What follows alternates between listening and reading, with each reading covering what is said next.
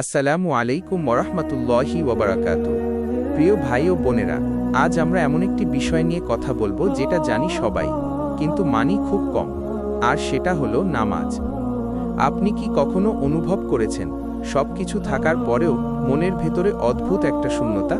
আজকের ভিডিওটা মন দিয়ে শুনুন, ইনশাআল্লাহ উত্তর পেয়ে যাবেন। নামাজ শুধু ফরজ ইবাদত নয়, নামাজ হলো আল্লাহর সাথে সরাসরি কথা বলা।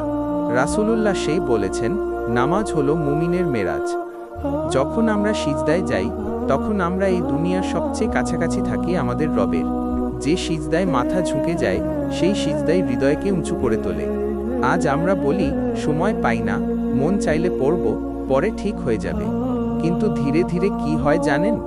অন্তর শক্ত হয়ে যায়, গুনাহ সহজ লাগে, আর শান্তি হারিয়ে যায়।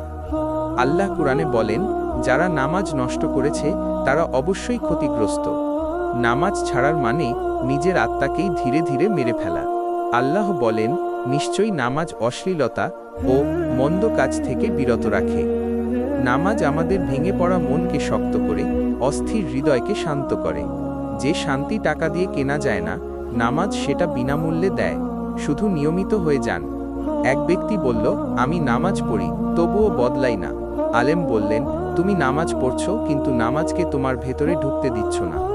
নামাজ তখনই বদলায় যখন সেটা অভ্যাস না হয়ে ভালোবাসা হয়ে যায়। প্রিয় ভাই ও বোনেরা, আজ থেকেই একটা সিদ্ধান্ত নিন, যেভাবেই হোক নামাজ ছাড়ব না।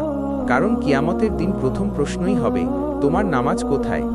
আল্লাহ যেন আমাদের সবাইকে নামাজের আলোয় জীবন ভরিয়ে দেন। আমিন।